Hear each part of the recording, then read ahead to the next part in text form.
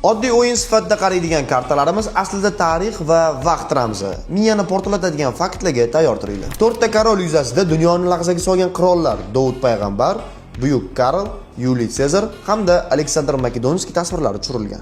Damalani yuzasida tarixdagi qirolichalar: Afina, donolik va urush timsoli.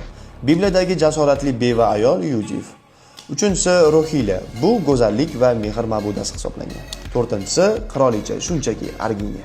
Valetlar yuzasida tarixdagi sarkardalar: Buyuk Karl sarkardasi Oger, Laxiriya, Fransiya qo'mondoni Gektor, Troya shahzodasi hamda ritsari, qirol Artur ritsari, Lanselot timsollari tasvirlangan. Matematik timsollari har bitta mastda 12 ta karta, bu yildagi 12 oy. 4 xil mast, bu yildagi 4 xil fasl. Qizil va qora tun va kun.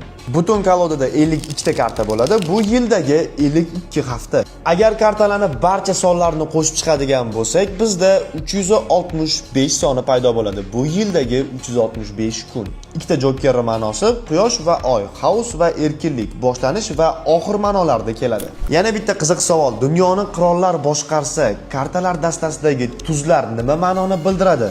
Tuz italyanchada ace so'zdan olingan bo'lib, pul ma'nosini anglatadi. Ma'no shundan kelib chiqadiki, butun dunyoni qirollar boshqargani bilan baribir pul hukmdorlik qiladi. Hammalarga maslahat yengilligi bitta ace, ya'ni pul bekitib qo'yishlarni maslahat beraman. Kartalar aslida yomonlik hamda qumor emas, vaqt hamda tarix timsoli. Buni bilib oldinglar. Chizilgan chiziq bo'yicha paplanib ketyapmiz.